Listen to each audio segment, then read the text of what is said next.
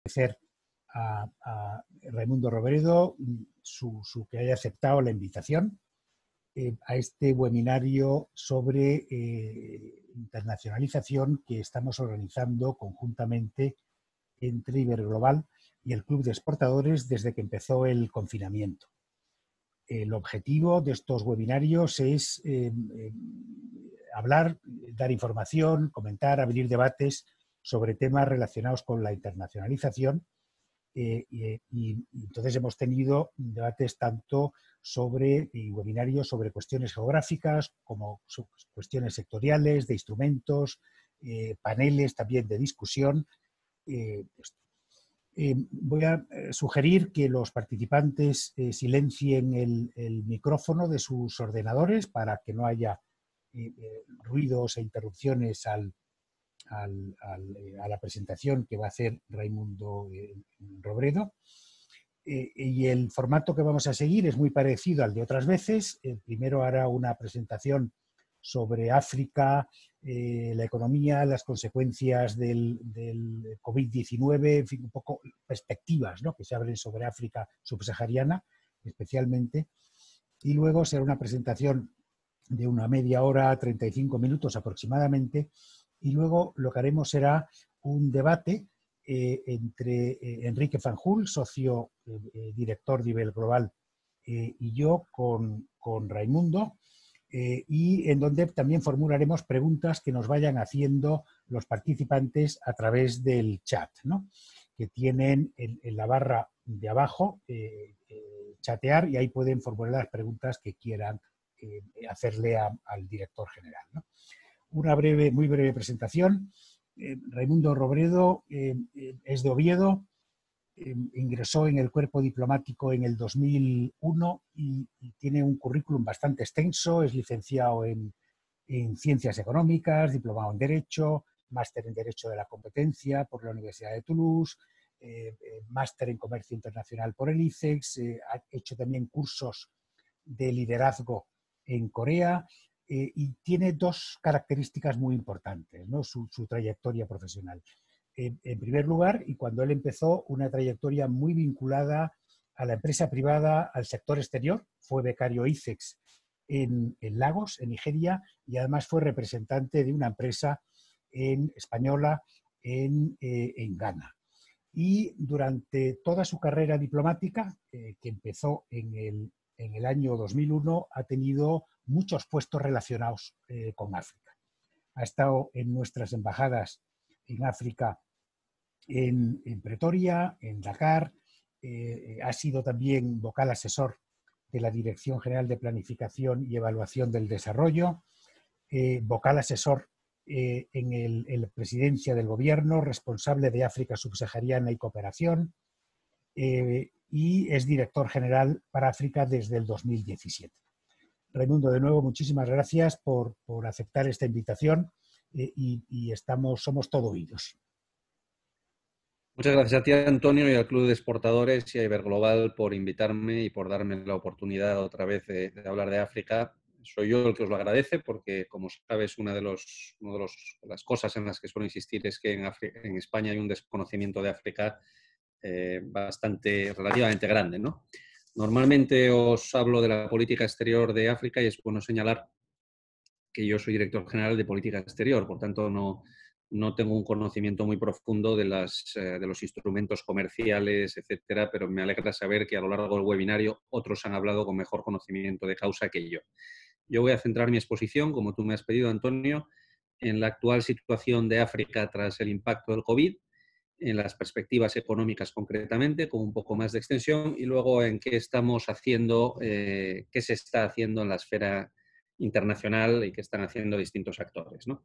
Bueno, yendo al grano para no ocupar demasiado tiempo, la situación actual de África. Bueno, lo primero, la voy a analizar o la voy a intentar exponer desde 4 factores principalmente: el de salud, el económico, el de seguridad y el político. Acabaré con el económico. Empecemos por el de salud. Bueno, el impacto del COVID-19, el impacto 100% o puramente sanitario del COVID-19 en África ha sido relativo o está siendo relativamente bajo. Las fechas que da el CDC, el Centro de Control de Enfermedades de la Unión Africana, para hoy, es decir, las fechas actualizadas hasta ayer, es de 124.482 infectados en toda África y 3.696 muertos.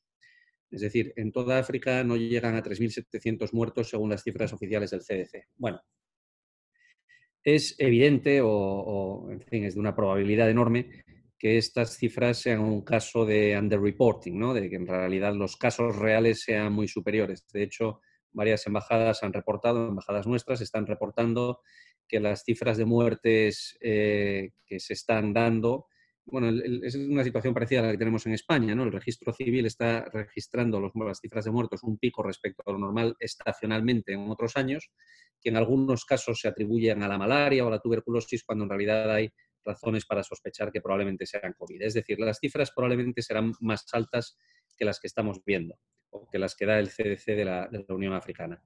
Pero lo cierto es que aunque las cifras fueran 10 veces o incluso 100 veces superiores a las que se están dando, la realidad es que seguirían estando muy por debajo de lo que inicialmente se previó por parte, incluido de instituciones africanas, de la Unión Africana, etcétera, que a estas, del propio CDC, que a estas alturas de la pandemia, con 2 meses después de que empezara a llegar a África, ya calculaban un riesgo de cientos de miles de muertos. No hay cientos de miles de muertos porque, bueno, esto es casi anecdótico, pero en ciudades como Lagos, con 22 millones de habitantes, un pico de la tasa de muertos como la que vimos, por ejemplo, aquí en Madrid, cuando hubo que habilitar el Palacio de Hielo como morgue circunstancial para poder bueno, hacer frente a esa elevada mortandad, en una ciudad como Lagos, que carece de esas instalaciones y de ese tipo de capacidad, pues evidentemente se vería,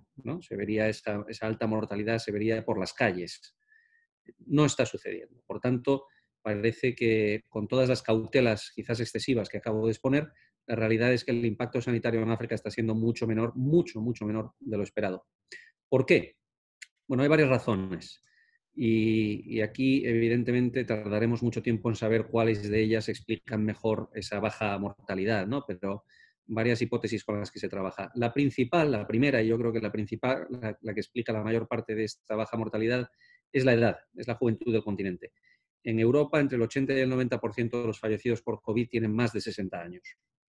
En España casi el 90%, más de 60 años. Esta franja de la población de más de 60 años en Europa es aproximadamente un cuarto de la población, 25%. En África es el 3%.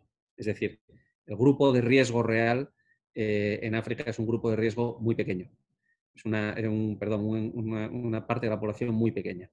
Además, no es que el resto tengan 50 años o 40, sino que la mayor parte tienen, la edad mediana en África es de 21 años, es decir, la mitad de la población africana tiene menos de 21 años, menos de 21 o 22 años, que como sabemos forman una parte de los fallecidos por COVID, que es una proporción muy pequeña en Europa y probablemente también lo sea en África.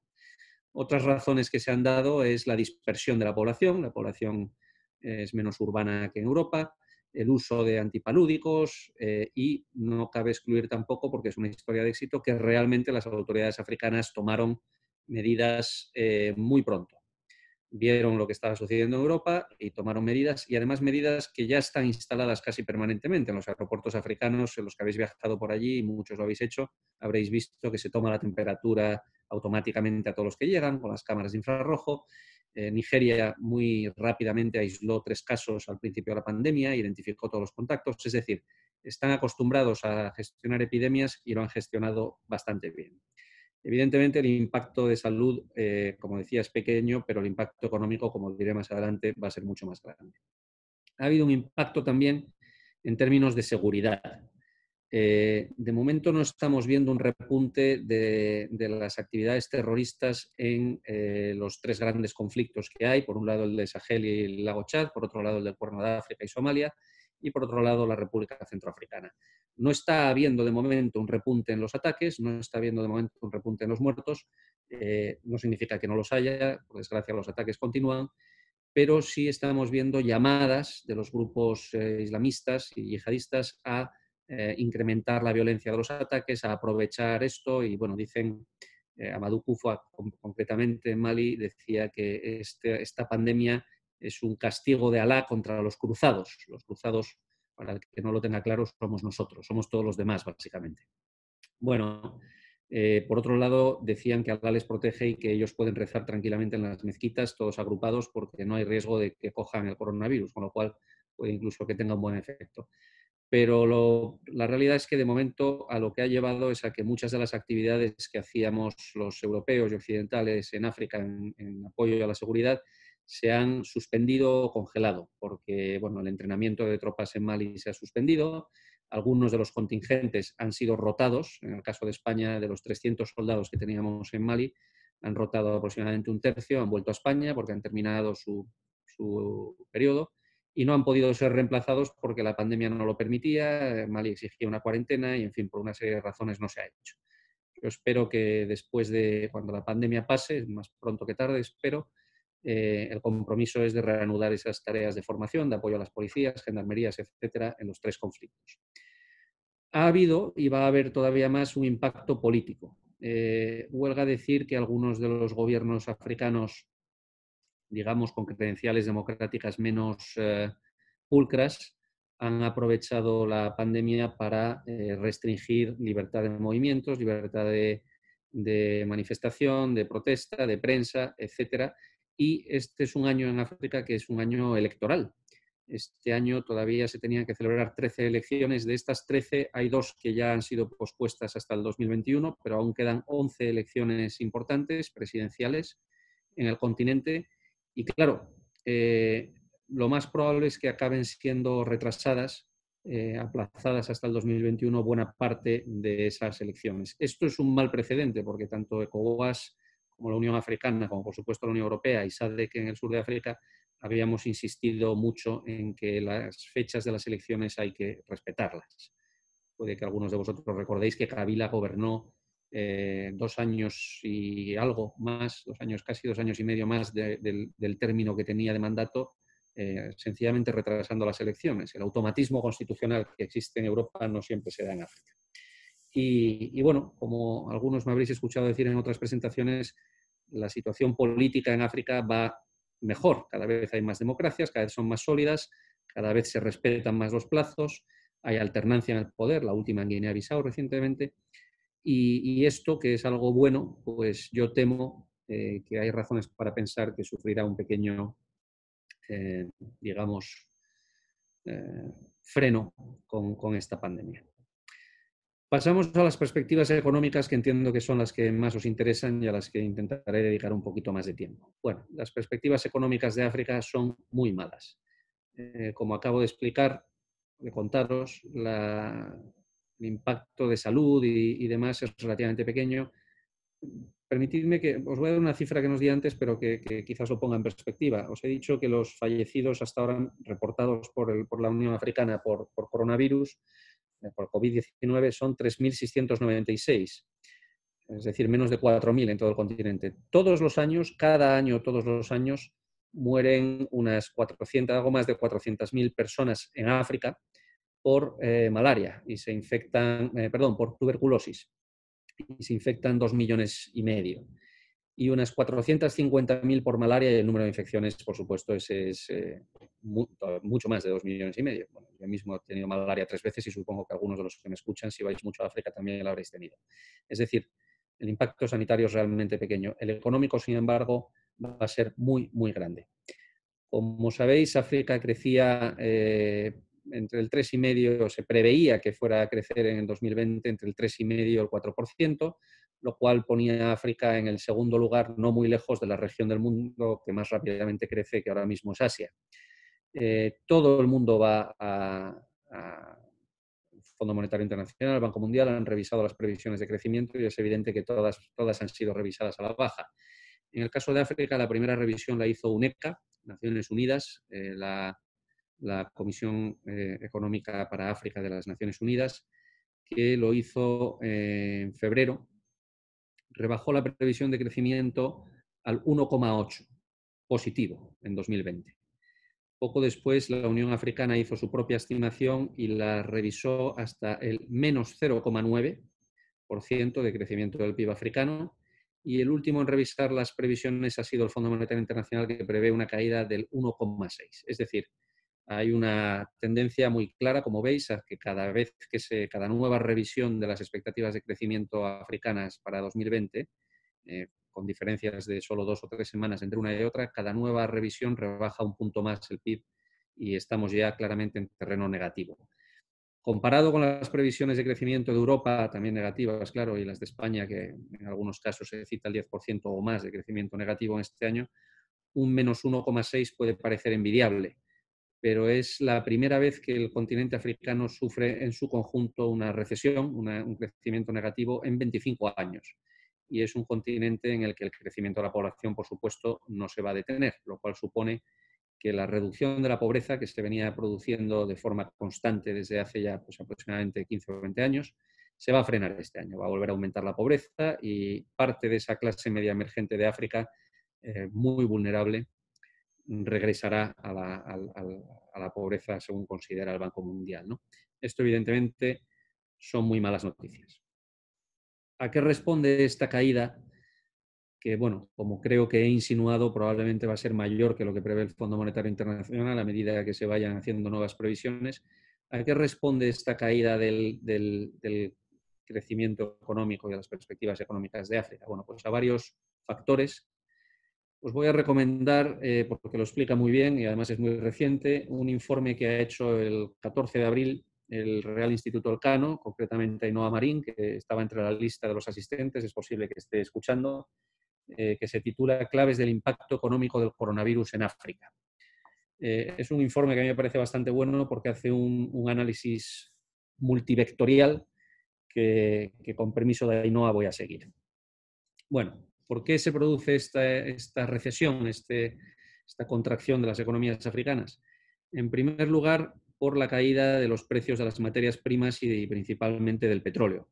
Esto va a afectar particularmente a los países exportadores de petróleo. África produce aproximadamente el 9% del petróleo global, no es una cifra muy alta. Es, por cierto, la misma proporción del PIB de Nigeria en ese aspecto, y esa proporción del PIB de Nigeria del 9%, sin embargo, se traduce en más de un 80% de las exportaciones nigerianas y más de un 90% de los ingresos del Estado. Es decir, y esto es solo el petróleo, hay otros países exportadores de gas, Argelia, Mozambique. Hay países que habían hecho previsiones fiscales y presupuestarias contando con los ingresos del petróleo, como Ghana, por ejemplo, y como Senegal, que tienen recientes descubrimientos de petróleo que entran en línea este año, en el caso de Ghana, que se han endeudado ante la perspectiva de sus ingresos y que ahora van a tener una situación de presión fiscal bastante importante por la reducción de los ingresos por el precio del petróleo. No es solo el petróleo, evidentemente.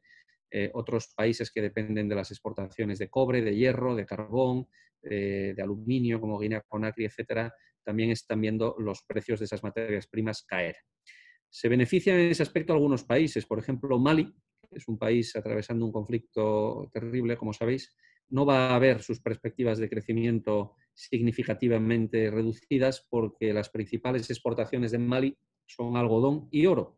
Y mientras que el algodón ha visto una bajada en sus precios no muy grande, desde luego nada comparado con el petróleo, el oro, como sabéis, ha subido mucho de precio como valor refugio, que es esta misma consideración se puede hacer en otras economías exportadoras de oro, como puede ser la de Sudáfrica, Namibia, Botsuana u otras. Bueno, esas son las principales. Pero en general a los principales países exportadores de petróleo les va a afectar notablemente esta situación. El año pasado, en 2019, de los 10 países del mundo que más crecían, 6 estaban en África, algunos de ellos como Costa de Marfil, Ghana o Etiopía, están revisando a la baja rápidamente sus predicciones de crecimiento para 2020.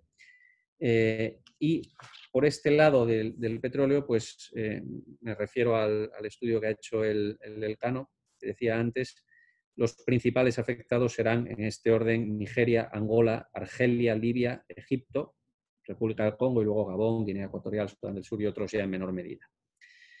Esto es solo el petróleo, por supuesto, como os decía, los precios del resto de materias primas también están cayendo en su mayor parte. Un segundo factor que va a afectar mucho y que es llamativo es el de la caída de las remesas. Digo que es llamativo porque durante la crisis de 2008 a 2012 las remesas no cayeron, cayeron muy poco. Es decir, los países africanos seguían recibiendo envíos de dinero de sus emigrados al extranjero de forma notable. Esta situación no se está dando en este momento. No sé muy bien a qué podríamos atribuirlo. Probablemente tenga algo que ver con el confinamiento, el hecho de que no han podido, no solo los emigrantes no han podido trabajar, sino que ni siquiera han podido ir a Western Union o a MoneyGram a hacer el envío. Ahora que se abre el desconfinamiento, quizás las remesas vuelvan a repuntar un poco. Esto es, por mi parte, no tiene más valor que el de la mera hipótesis, porque si bien antes no habían caído las remesas en la anterior crisis, en esta sí están cayendo. Esto va a afectar principalmente, bueno, por peso del valor de las remesas en el PIB, los más afectados son pequeños países como Lesoto o Gambia. Gambia tiene una colonia notable en España, es un país muy pequeño con una propensión a la migración muy alta, pero afecta a países algo más grandes y donde probablemente algunas de las empresas que están escuchando tienen negocios o intereses, como por ejemplo Senegal. Las remesas suponen el 9,9% del PIB de Senegal. Una caída en las remesas le va a hacer daño. También Egipto, Zimbabue, Marruecos 5,8% y principalmente desde España. Nigeria, Ghana, Mali. Todos esos países reciben más del 5% de su PIB de remesas y las remesas están, como os decía, cayendo. Tercer vector, el turismo. Uno de los grandes éxitos de la aprobación en julio del año pasado de un paquete paquete institucional de integración regional africano, entre el que destaca el Acuerdo de Libre Comercio Africano, que es el que se llevó toda la publicidad y del que todos hablamos. En ese paquete, además del Acuerdo de Libre Comercio Africano, iba un acuerdo de cielos abiertos y un acuerdo de libre circulación. El acuerdo de cielos abiertos lo que hacía era implementar el antiguo acuerdo de Yamoussoukro, que nunca funcionó como debía, y ese ha funcionado extraordinariamente bien. Supongo que muchos de vosotros que viajáis a África con frecuencia, como lo hago yo, habéis sufrido estas cosas absurdas de que para volar pues de Yaoundé a Libreville hay que pasar por París, ¿no? Y Yaoundé y Libreville están separados pues por mil o no sé cuánto, pero vamos, menos de 1000 kilómetros probablemente, o 1000 y poco kilómetros, pero había que volar hasta París para volver. Ya no, ya se podía volar entre las capitales africanas y estábamos viendo, la OMT veía un repunte del turismo interior africano, lo cual está muy bien, esa clase media creciente y un crecimiento además del turismo en otros países africanos que refleja ese aumento de la estabilidad y de la imagen de África que veníamos viendo en los últimos años. Esto ha llevado a que una serie de países africanos pues, tuvieran cada vez más importancia, tuviera el turismo cada vez más importancia en sus sistemas, en su sistema productivo, ¿no? y mayor peso en su Producto Interior Bruto. El turismo ha caído en seco, de la misma forma que lo ha hecho en España, lo ha hecho en África, prácticamente a cero, y esto va a afectar particularmente a países que sí que son importantes para las empresas españolas, en concreto a dos países que son Marruecos y Sudáfrica. Marruecos es un país en el que Marruecos, Sudáfrica, Túnez, Zimbabue, Costa de Marfil, en este orden, son los principales receptores de turismo de África. Solo Marruecos, Sudáfrica y Túnez, entre los tres, reciben aproximadamente la mitad de todo el turismo que recibe África. Y evidentemente esto va a afectar muy duramente a sus economías. En términos de porcentaje del PIB, no creo que sea tan grave. Los países afectados en porcentaje del PIB son países muy pequeñitos, como Seychelles o Mauricio, Cabo Verde, donde sí hay importantes intereses españoles, Sao Tomé y Príncipe, etc. Pero para países como Marruecos, el turismo es el 8,2% del PIB, que no es ni mucho menos despreciable. Y esto para Túnez es el 7%. Esto afectará a las perspectivas de negocio que podáis tener en estos países porque evidentemente les va a hacer daño. El cuarto vector de impacto, que ese no está directamente recogido en sí lo está, perdón, sí lo está. En el informe del Elcano es el del comercio, ¿no? El comercio intraafricano, como sabéis, es muy reducido. Según las estimaciones, van del 12 o el 13% al 16%. casi todos los países africanos comercian con el exterior, la mayor parte de su comercio es con el exterior y muy significativamente con la Unión Europea, que sigue siendo su principal socio comercial, es más de un tercio del comercio total de los países africanos. Bueno, ¿qué significa esto? Pues que si entra en recesión, y en una recesión profunda, tu principal cliente, que es Europa, evidentemente esto va a tener un impacto muy marcado en las economías africanas. Y el quinto y último vector es la inversión. Este es un vector de transmisión o de contagio de la recesión económica de las economías del norte que todavía no se está sintiendo, pero evidentemente se va a hacer sentir a medida que avanza la crisis. La razón, perdón, que me estaban llamando, la razón por la que se va a hacer sentir, por la que de momento nos ha hecho sentir, es que, bueno, tarda un poquito más en reaccionar, pero es evidente que el ahorro doméstico que pueda haber en nuestras economías ahora se va a destinar a la situación interna y el ahorro empresarial que podáis haber acumulado vosotros, los empresarios, no hace falta que yo os diga que es improbable que se destine a nuevas inversiones en el extranjero en el corto plazo y probablemente no en África. Bueno, ¿qué significa? Bueno, hay otro factor que no es que sea un vector de transmisión o de impacto de la crisis económicamente en África, pero que sí es muy importante mencionar, lo he hecho de pasada y me voy a parar ahora solamente un minuto, que es el Acuerdo Africano de Libre Comercio. Ese Acuerdo Africano de Libre Comercio tendría que haberse empezado a implementar este verano. Ya se ha retrasado al año que viene por culpa de la pandemia. Es un acuerdo relativamente poco ambicioso, no crea un mercado interior como el que hay en la Unión Europea, pero sí crea una zona de libre cambio interior. No hay un arancel exterior común para entendernos, pero sí hay libre cambio interior una vez que los bienes entran en un país africano. Falta por determinar reglas de origen, falta por determinar una autoridad arbitral para resolver disputas y, bueno, falta principalmente una parte muy importante es que Nigeria realmente demuestre su interés de participar en el tratado, porque a pesar de que lo ha firmado, todavía no lo ha ratificado, si no me equivoco, y mostró importantes reticencias desde el principio. Y es la primera economía de África. Aparte de eso, el Acuerdo Africano de Libre Comercio establecía la obligación de liberalizar solamente el 9% de los rubros comerciales, no necesariamente del volumen comercial. Y como muchos países africanos concentran su volumen en unos pocos rubros, pues eso les permitía exceptuar de la liberalización una parte importante de su producción. Esto va a avanzar, luego va a ir hasta el 97% y al final quedará solamente un 3% exceptuado en un plazo, si no recuerdo mal, de 5 años. Bueno, a pesar de todos estos caveats, el Acuerdo de Libre Comercio era una gran esperanza de que ese comercio intraafricano pasara del 16, del 15, según cómo se compute, del 13, a un volumen muy superior. De hecho, la previsión que hacía la Unión Africana era que alcanzase el 30%. El 30% no es un volumen. La Unión Europea, como sabéis, el comercio intraeuropeo es de más del 60%, pero es que somos los que mayor tasa de comercio interior, digamos, intrarregional tenemos. En el sudeste asiático es el 30%, en CDAO se aproxima, en SADC también, ¿no? Es decir, no era un objetivo excesivamente ambicioso y de haberlo logrado, de haberse lanzado este acuerdo cuando tenía que hacerlo, las previsiones de la Unión Africana y también del Fondo Monetario Internacional es que pudiera añadir un punto de crecimiento del PIB a todo el continente de forma sostenida, lo cual hubiera permitido alcanzar el crecimiento de Asia. Bueno, esto no va a pasar ya. O por lo menos no va a pasar este año. Esperemos que a partir del año siguiente, del año que viene, empiece a pasar.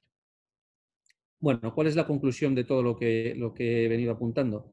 Primero, que el impacto va a ser muy desigual. Va a afectar principalmente a los países más concentrados en exportación de materias primas y con más exposición al comercio internacional de bienes y servicios, y principalmente entre el comercio de servicios, el principal servicio que exporta África, que es el turismo. Los países que os he mencionado antes, muy turísticos o muy centrados en materias primas o ambas cosas, van a sufrir particularmente esta crisis. Por desgracia, muchas de las empresas españolas tienen presencia en algunos de estos países que son Egipto, Marruecos, Senegal, Sudáfrica. Guinea Ecuatorial también se verá particularmente golpeada por su dependencia a la exportación de petróleo, ya lo está siendo. ¿Qué es lo que están pidiendo paso ya después de estas perspectivas económicas poco halagüeñas a contar brevemente. Veo que me quedan unos 10 minutos, un poco menos. Voy a contaros brevemente cuál es la reacción que están teniendo los distintos organismos internacionales y los distintos países y agrupaciones en las que participa España. Bueno, lo primero que ha solicitado África, como puede que sepáis y que hayáis leído en los periódicos, es margen fiscal. Han solicitado margen fiscal por dos vías. Por un lado, ha solicitado la Unión Africana y UNECA un fondo. La Unión Africana ha habilitado un fondo COVID, un trust fund que gestiona Naciones Unidas a petición de la Unión Africana, con el que pretenden o piden a fondo perdido, vía donación, 100.000 millones de dólares para hacer frente a la crisis.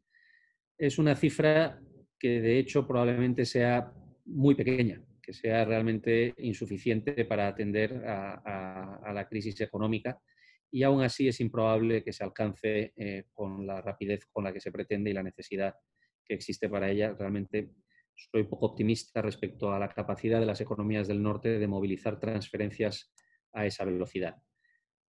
Para dar una idea de la reacción, la Unión Europea ha reaccionado con un paquete de medidas que denomina Team Europe, el paquete del equipo Europa, que asciende a 16.000 millones de euros. Y eso es para todo el planeta, no es solamente para África. Solo una parte de esos fondos irán a África.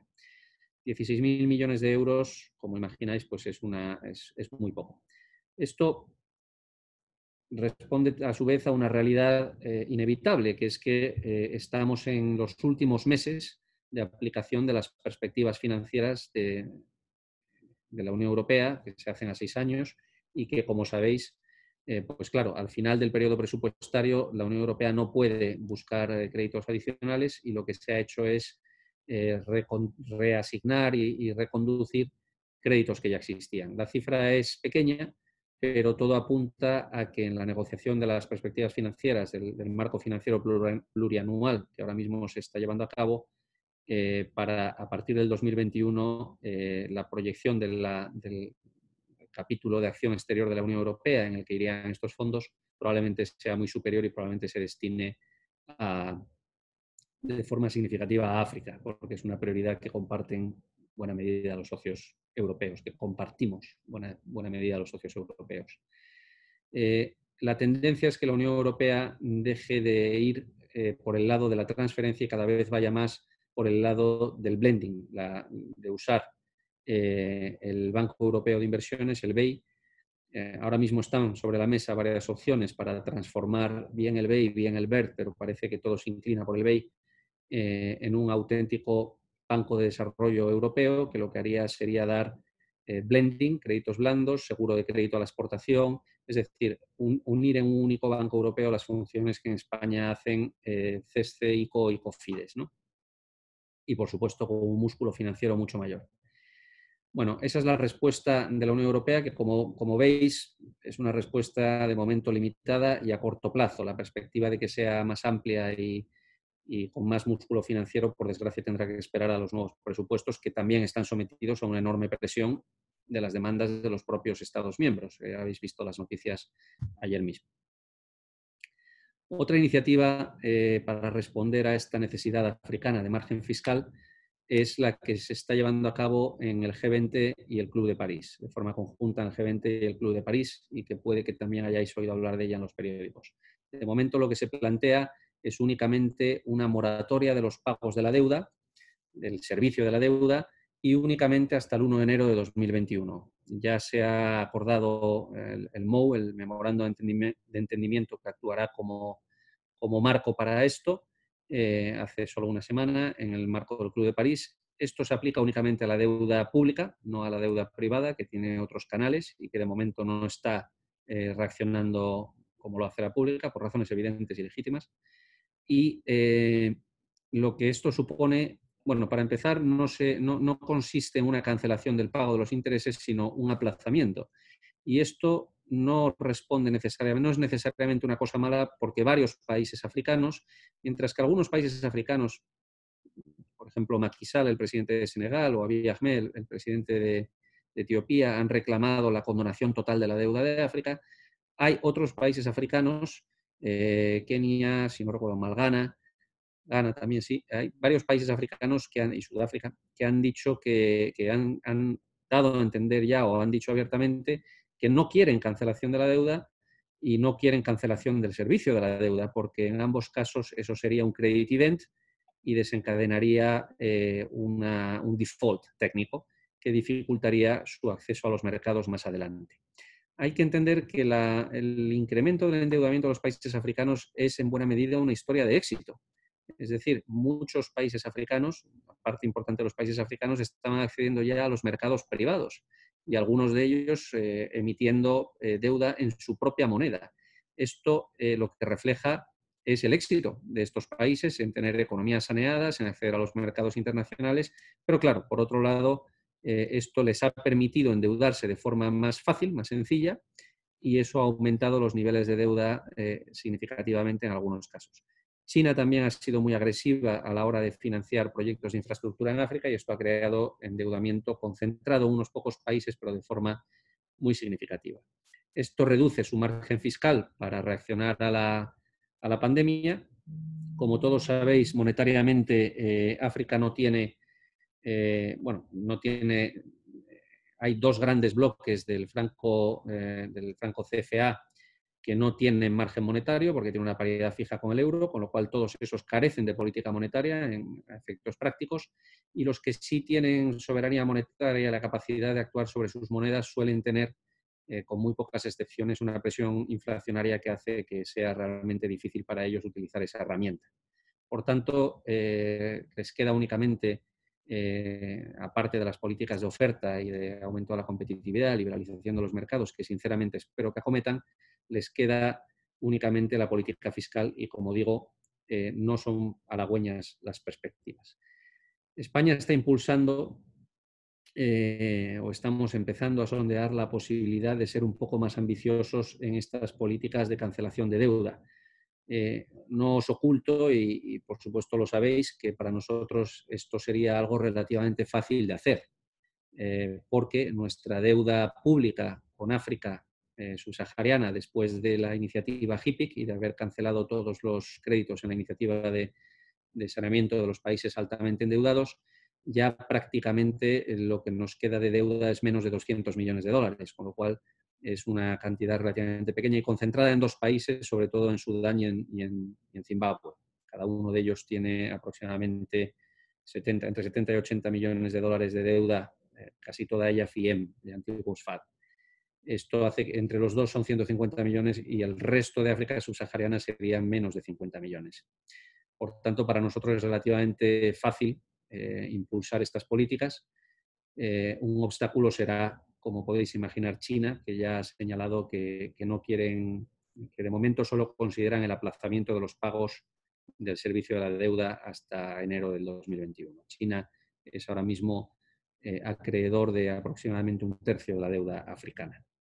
Bueno, internamente, y con esto concluyo ya, nosotros teníamos un plan de política exterior, una estrategia de política exterior, un marco estratégico que era el Plan África, que ha quedado ya, bueno, el Plan África sigue siendo perfectamente vigente, iba a decir que ha quedado sobrepasado, no ha quedado sobrepasado para nada porque precisamente atiende una serie de ejes y con una serie de instrumentos que se han diseñado para poder reaccionar a los cambios. Y eso es precisamente lo que queremos hacer. Estamos trabajando, cuando se publicó el Plan África, mucha gente o algunos se quejaron de que le faltaba concreción y efectivamente le faltaba concreción porque es un marco estratégico, no es un programa concreto de acción, ¿no? Pero sí le faltaba pues, seguirlo con un programa de acción en periodos de 2 o 3 años y en eso justo estamos trabajando junto con el resto de ministerios y espero que lo podamos publicar pronto.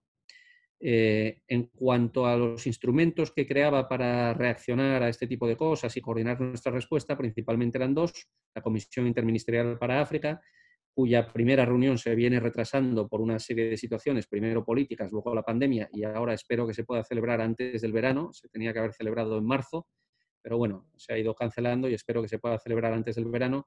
Y de la misma forma, la Mesa África, en la que participa el Club de Exportadores, en el grupo de trabajo de empresas, y en la que os animo a hacer propuestas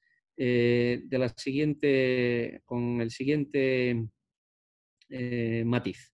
Esto responde a una conversación que he tenido con algunos de vosotros recientemente.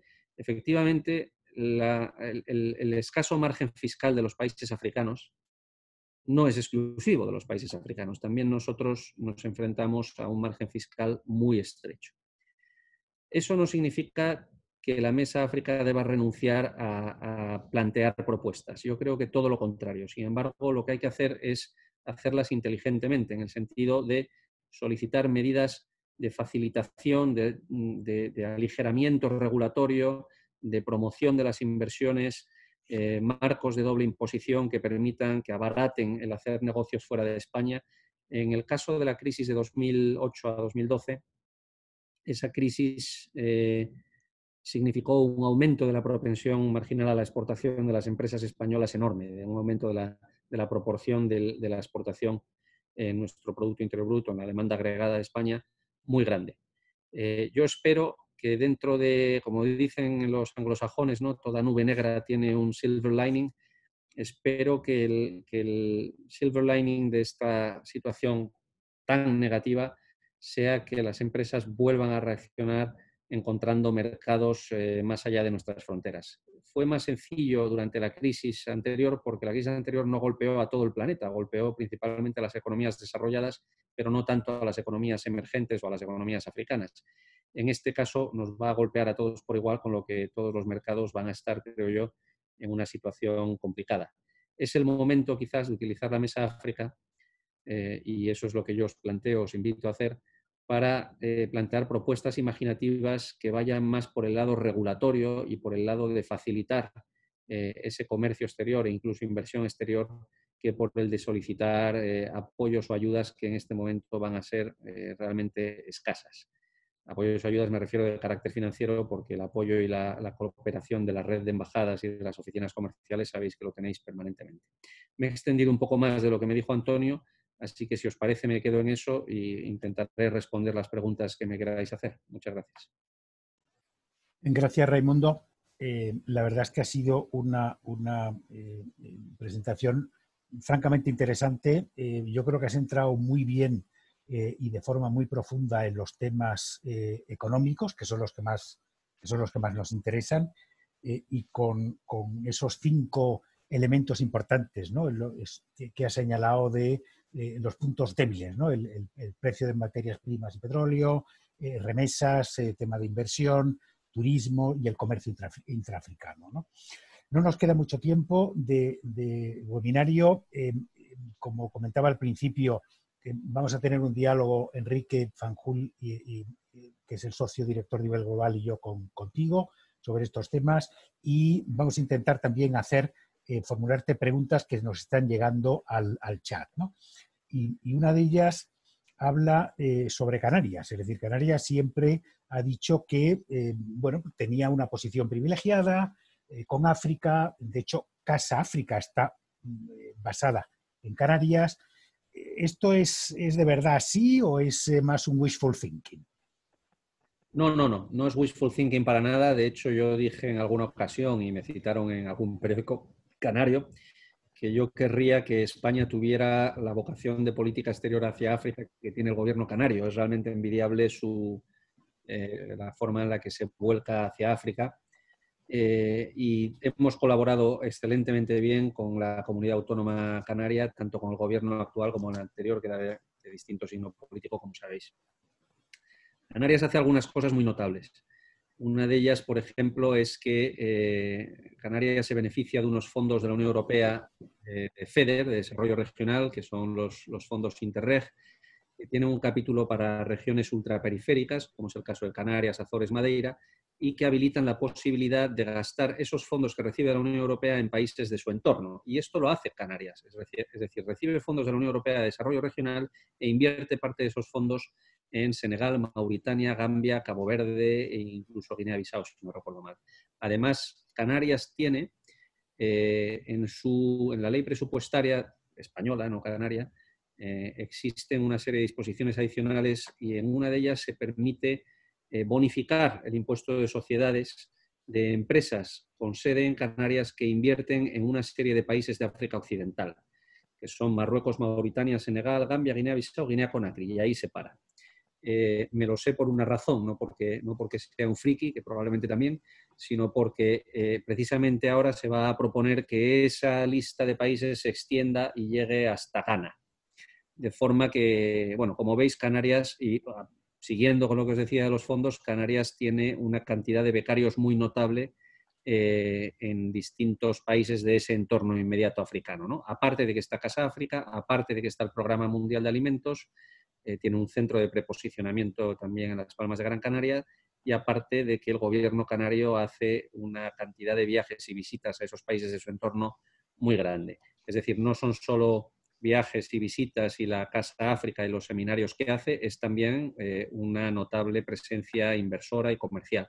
¿En qué se traduce eso? Pues en que, por ejemplo, el 70% del comercio exterior de Cabo Verde, el 70% de las exportaciones de Cabo Verde tienen como destino España, la mayor parte de ellas a Canarias. Una empresa canaria, Vinter, es la que realiza los vuelos entre las distintas islas de Cabo Verde. Tiene una presencia muy grande en Mauritania. Si paseáis por Las Palmas, por la playa de... ¿Cómo se llama? Las canteras. Canteras, muchas gracias. Yo estuve destinado allí durante el servicio militar en Las Palmas, o sea que debería de sabérmelo. Estoy casado con una canaria, pero de Tenerife, con lo que no... La competencia. Sí. Si paseáis por las canteras, es que van sobre todo a Las Palmas los mauritanos. Veréis una gran cantidad de mauritanos paseando por allí, tienen segundas residencias, utilizan los servicios sanitarios de Canarias, utilizan la educación, la universidad, las universidades canarias estudian bastantes africanos. Y por último, con esto acabo ya, habréis visto, si vais a Tenerife o a Las Palmas, en Tenerife podréis ver en Santa Cruz una enorme refinería que abastece de petróleo, perdón, de refinos de petróleo, de refinados, no solamente a Canarias, sino también a bastantes países africanos. España tiene un comercio exterior bastante lucrativo. Compramos crudo, refinamos y devolvemos gasolinas y refinados de petróleo. Es un negocio, evidentemente, muy lucrativo. La capacidad de refino de África Occidental es muy limitada y la mayor parte la desarrolla Tenerife. Eso por el lado de Tenerife. Y por el lado de Las Palmas veréis una larga cola de plataformas petrolíferas delante del puerto de Las Palmas, que no es que estén sacando petróleo frente a Las Palmas, están esperando para entrar a puerto y ahí ser reparadas, suministradas, atendidas, etc. Hay una creciente industria canaria relacionada con toda la explotación de hidrocarburos de África Occidental muy importante. Es decir, la implicación de Canarias no es wishful thinking, es una realidad. Buenas tardes, sí. Buenas tardes, soy Enrique Fanjul, socio director de Iberglobal, que organizamos estos webinarios con el Club de Exportadores. En primer lugar, mi enhorabuena, ha sido una presentación muy interesante del director general, un repaso panorámico de la situación económica que yo creo que ha tocado pues, muchos temas de interés, ¿no? Bueno, siendo breves, porque intentamos ir al grano, ¿no? Yo quería preguntarle al director, es decir, bueno, una consecuencia, digamos, una conclusión de tu intervención es que va a haber diferencias muy importantes entre unos países y otros en cuanto a su evolución económica, digamos, a corto o medio plazo, ¿no?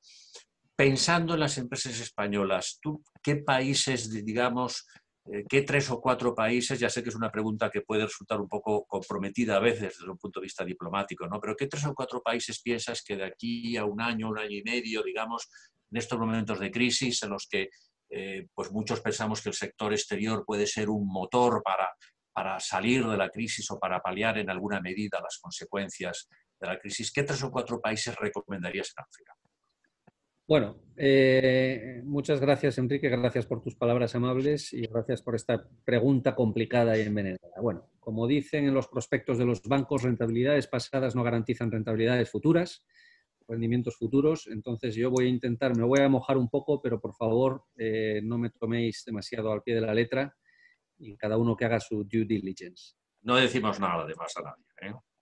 Muy bien. La respuesta a la pregunta que has hecho depende del sector en el que estés, pero por exclusión de los países que he ido mencionando, quedan unos pocos países que tienen un crecimiento significativo y que son países en los que todavía se puede confiar, en que todavía puedan seguir creciendo y lo puedan hacer de forma, digamos, aceptable.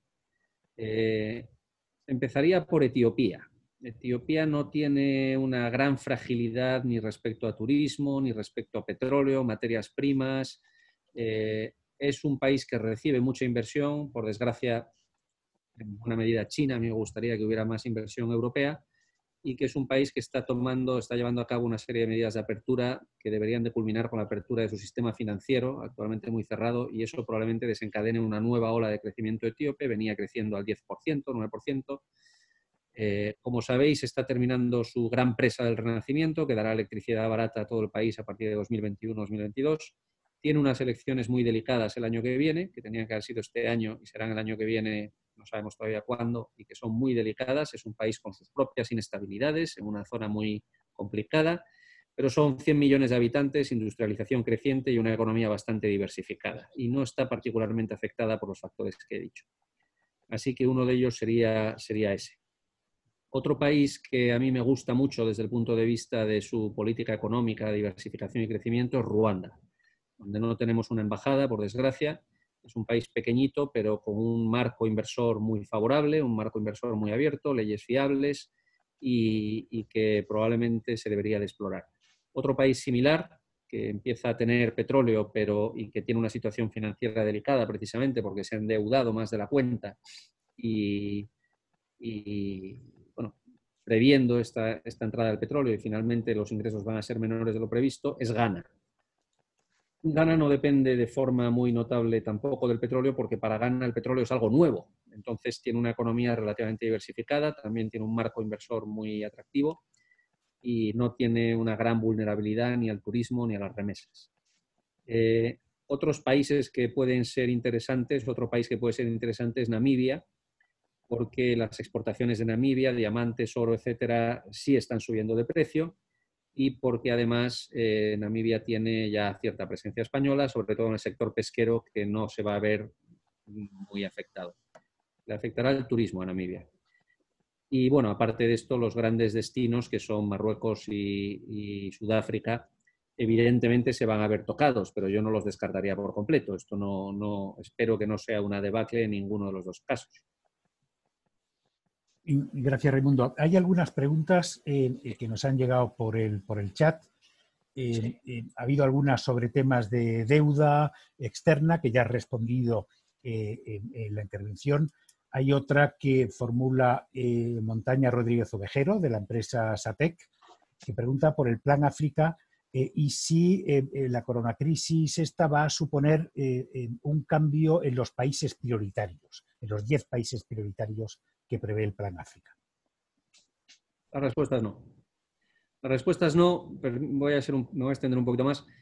No, porque de esos 10 países prioritarios, 3 de ellos, los que se identifican como país ancla, que son con los que queremos construir una relación reforzada, han sido elegidos por su capacidad de transformar sus respectivas regiones, por el tamaño de sus economías, el tamaño de sus poblaciones, su carácter democrático, estable o más o menos estable, porque de los 3 Nigeria todavía plantea un desafío en ese sentido, y por su activa participación en la estabilidad de sus regiones, participando en misiones de paz, etc.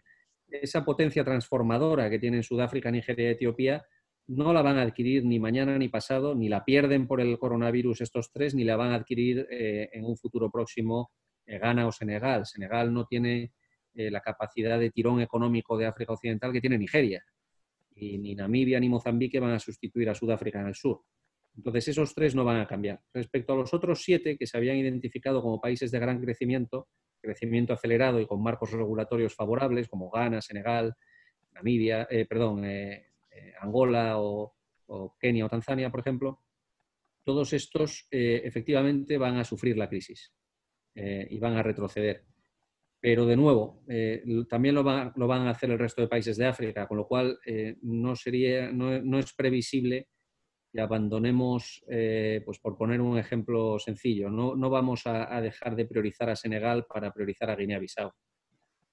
Que no significa que no estemos en Guinea-Bissau y que no nos interese, pero las razones que llevaron a elegir a Senegal van a seguir siendo las mismas dentro de 1 año y de 2. Lo que sí va a cambiar, ahí, perdón por extenderme muy brevemente, en este programa de acción que estamos elaborando, a petición de la ministra, se pone un foco que antes no se ponía en temas de salud. esto responde a la realidad de los tiempos y responde al coronavirus y a una demanda política bueno, que intentaremos atender. Pero si recordáis los grandes ejes de política exterior del Plan África, lo que pretendía: paz y estabilidad, crecimiento económico, refuerzo de la democracia, derechos humanos de las instituciones y una movilidad ordenada, son los mismos ejes de la estrategia de la Unión Europea que se está debatiendo ahora y que irá al CAE de junio, al Consejo de Asuntos Exteriores de junio. Esta estrategia de la Unión Europea y la estrategia española están perfectamente alineadas porque responden a lo que son las necesidades reales de África. Quizás la estrategia europea pone algo más de énfasis en cuestiones medioambientales, etcétera, pero bueno, nos hemos preferido concentrar en esos 4 ejes, que el coronavirus no cambie. Gracias, Raimundo. De hecho, has respondido parcialmente a una de las preguntas que se había formulado por Ainhoa, y es la implicación que está teniendo España en el Team Europe, ¿no? Enrique, no sé si tienes algún otro comentario o pregunta. Ya estamos casi sí. en el... Tenemos algunas preguntas más, es una pena que no podamos atender todas, ¿no? Pero hay una pregunta que se refiere a China, que dice: ¿cree que el producto Made in China va a sufrir impacto negativo en la confianza del consumidor, tal como está pasando en Europa y Estados Unidos? Y yo la ampliaría un poco esta pregunta al director general. Es decir, ¿puede China convertirse en la gran potencia? ¿Crees que va China camino de convertirse en la gran potencia dominante en África, teniendo en cuenta la política de retirada de Estados Unidos, etcétera? ¿Puede hacer la Unión Europea, es decir, algún esfuerzo más significativo a este respecto? En líneas generales, resumiendo, a la presencia de China en África. Sí. Bueno, en primer lugar, decir que yo no tengo nada programado ahora, por tanto, si queréis seguir, yo puedo seguir el tiempo que queráis, pero si tenéis programado el final tampoco es un problema, ¿no? Respecto a la pregunta sobre China, China ahora mismo no es la potencia dominante en África. La Unión Europea sigue siendo el principal socio comercial de largo, representa el 34% del comercio exterior de África frente a un 11% de China, o sea, lo triplicamos a China en comercio exterior. Cuadruplicamos o quintuplicamos todavía a China en stock de inversión, pero es verdad que la inversión china crece más rápido que la europea, con lo cual esta distancia se acorta cada año. Y en materia de ayuda al desarrollo, la Unión Europea proporciona algo más del 50% de la ayuda al desarrollo a África, es decir, que damos más que todo el resto del planeta Tierra junto. La Unión Europea es la gran potencia en África. Sin embargo, esto lo vendemos fatal. Y los chinos hacen lo contrario. Los chinos venden muy bien su participación. Todos hemos visto los aviones de mascarillas y demás que los chinos han podido donar a África, algunos de ellos financiados por Jack Ma, el dueño de Alibaba, etc. Bueno, esto lo hace muy bien África y da una ayuda, lo hace muy bien China, perdón, da una ayuda en el caso de la ayuda inmediata, ¿no? Muy visible, muy rápida, que tiene un valor relativamente pequeño, que se cuenta en decenas de millones de dólares, y pocas, no muchas, comparado con los 17.000, 16.000 y pico millones de euros, perdón, que ha movilizado rápidamente la Unión Europea de aquí a final de año. Lo que pasa es que se va a ver mucho menos. Somos muy malos en la Unión Europea en la visibilización de la ayuda.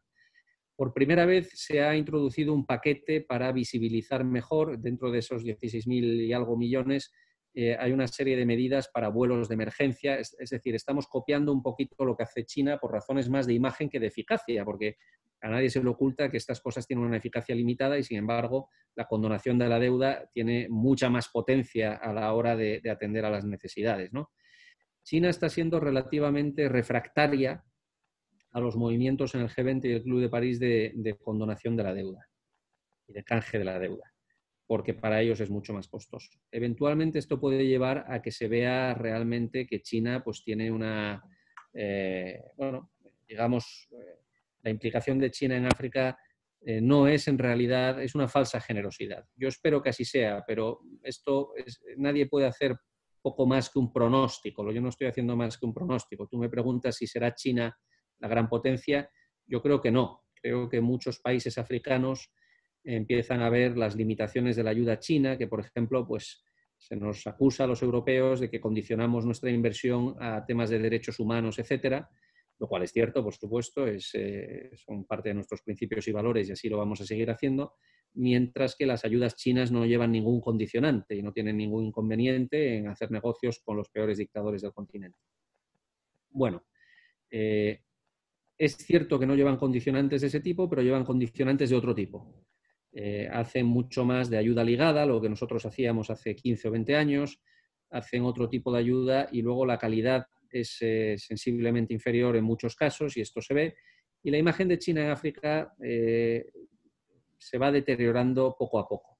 No por el coronavirus, yo creo que el coronavirus no va a afectar a la imagen de China a corto plazo y yo creo que la imagen de China en África es relativamente buena. Les ven como menos paternalistas o neocolonialistas, por utilizar el lenguaje que usan algunos, que Occidente, ¿no? Pero tiene sus propios costes y los van descubriendo poco a poco. En la medida en que esta crisis provoque una crisis de deuda, es posible que la imagen de China se deteriore. Como decía Warren Buffett, cuando baja la marea descubrimos quién estaba nadando en pelotas.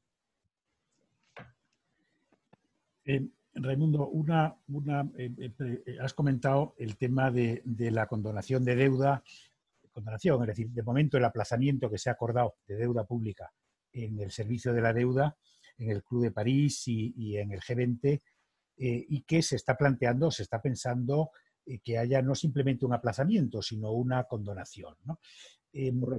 España, en fin, lo que vimos con el tema de la crisis de los países HIPC y la condonación de deuda que realizó España conjuntamente con otros países, al final lo que significó en la práctica es que la liberalidad de España a la hora de conceder nuevos créditos, nuevas coberturas a países más pobres, pues sufrió como consecuencia de eso, pues porque, bueno, había la condonación de la deuda supuso una pérdida para el Tesoro y para las cuentas públicas españolas. Si se llega otra vez a hacer una condonación, ¿esto va a significar o puede significar que se restrinja más la financiación a operaciones españolas en África?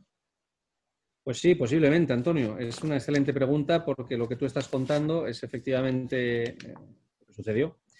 Las leyes de deuda de 2006 y 2010 establecen una serie de requisitos para volver a prestar dinero a países a los que han sido beneficiarios de la iniciativa HIPC, países que tienen un DSA, un Debt Sustainability Assessment del Fondo Monetario, como alto o extremo, con enormes limitaciones. Y aprovecho que me haces esta pregunta para decir, cuando antes sugería que la Mesa África podría ser el canal por el que vosotros podríais sugerir medidas que no requieran recursos adicionales, una medida que tú y yo ya hemos hablado, que sería, yo creo, bastante positiva, es una modificación de esas leyes para flexibilizar la capacidad de CESCE, ICO, COFIDES, FIEM, FONPRODE, etc. Bueno, FONPRODE no entraría en esta categoría, pero bueno, de los instrumentos que tenemos, facilitar el que atiendan a los países beneficiarios de HIPC en el pasado y que lo van a ser de este HIPC 2 que está empezando a cocinarse ahora.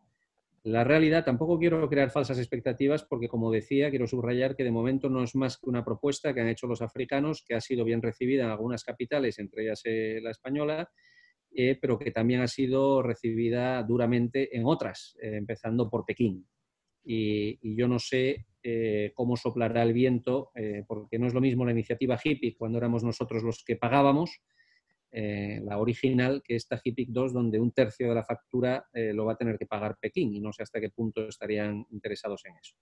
Bien, yo creo que efectivamente, como siempre, del pasado se aprende y espero que en esta ocasión, porque bueno, también es importante subrayar una cosa, esas leyes que acabo de mencionar y esas limitaciones que tú has mencionado son autoimpuestas, es decir, la iniciativa HIPC no nos obliga a tener esas leyes y a hacer las cosas como las ha hecho España, y de hecho otros países europeos son mucho más liberales a la hora de prestar a antiguos beneficiarios de la iniciativa HIPC, y por supuesto China lo ha sido. Países que han sido desendeudados por parte de Occidente luego han asumido deudas significativas frente a China, ¿no? Entonces nosotros tenemos una cautela a la hora de volver a prestarles que otros socios no tienen. En esta segunda iniciativa, pues yo efectivamente concluyo diciendo dos cosas. Uno, no dejéis de proponer iniciativas en este sentido para mejorar lo que tenemos ahora, hoy. Y dos, permanezcamos atentos a ambos lados de la mesa África, tanto la administración por mi parte como vosotros de la vuestra, para que si finalmente se plasman en nuevas iniciativas estas peticiones, que como digo, algunos países africanos están muy preocupados precisamente por esto, precisamente porque una condonación o un canje de deuda conlleve un menor acceso a los mercados en el futuro. Entonces, estemos atentos para evitar que eso sea así y para que los países que se desendeuden ahora no queden bloqueados de los mercados y se puedan volver a endeudar si es necesario, si es responsable y sobre todo si es productivo. La deuda en sí misma no es mala. La deuda es un mecanismo de apalancamiento que vosotros conocéis perfectamente y gracias al cual yo tengo una casa en propiedad y en la que vivo y que de otra forma no me habría podido pagar. Es decir, la deuda en sí misma no es mala. Lo que es mala es la deuda sin control y en condiciones irresponsables bueno, en fin, en eso me quedaré. Gracias, director. Por alusiones al Club de Exportadores, efectivamente, participamos en la Mesa África. Tengo que decir que el Club de Exportadores siempre ha encontrado en el Ministerio de Asuntos Exteriores y específicamente en la Dirección General de África oídos friendly, es decir, a lo que proponemos, a nuestras ideas, a todo. Y parte de estas iniciativas que has mencionado, ¿no?, ya las estamos poniendo en marcha. De hecho, el club obviamente está teniendo conversaciones desde hace bastantes semanas, ¿no?, dentro de la crisis con las diferentes autoridades que tienen competencia en temas exteriores, con comercio, con economía, con asuntos exteriores. Y una de las cosas que estamos pidiendo desde hace tiempo, pero que ahora hemos vuelto a insistir, es en la derogación de la Ley de Deuda Externa del 2006, que es una medida que no tiene coste presupuestario. Igual que pedimos algunas otras cosas cuyo coste presupuestario es bastante reducido, como por ejemplo ampliar la red de oficinas comerciales y embajadas que tiene España en África subsahariana y en otras zonas. Tiene coste, pero es un coste muy reducido. Y desde luego cuenta con nosotros como Club de Exportadores, que haremos propuestas, igual que hemos hecho propuestas pues desde hace bastante tiempo, que tenemos un diálogo muy fluido con asuntos exteriores y específicamente con la Dirección General de África. Nos hemos pasado ya un poco de tiempo. Brevemente, sí. Hemos participado en un grupo de trabajo convocado por el Secretario General del Tesoro para ver cómo podíamos maximizar el uso que hacemos de los instrumentos europeos de financiación exterior, particularmente en el caso de África, para tratar de diseñar un programa, un marco para actuar conjuntamente. Ahí estamos todos, está Exteriores, está Comercio, está Economía, está Hacienda, está CESCE, está ICO, y he encontrado un espíritu sorprendentemente favorable a lo que estás diciendo. O sea que a veces yo creo, como decía, no recuerdo quién decía esto, algún americano, no hay que desaprovechar una buena crisis. Paradójicamente, este puede ser un buen momento para avanzar por ese camino de aliviar el marco regulatorio sin un impacto, sin un coste presupuestario directo. Muy bien. Enrique, ¿tienes algún otro tema que plantear? No, yo creo que ya vamos a cumplir ya 1 hora y cuarto, ¿no?, de webinario. Es decir, si te parece, podemos ir ya cerrando este webinario, ¿no? Solamente agradecer a Raimundo Robredo, el director general para África, su intervención, el haber estado con nosotros esta tarde aquí.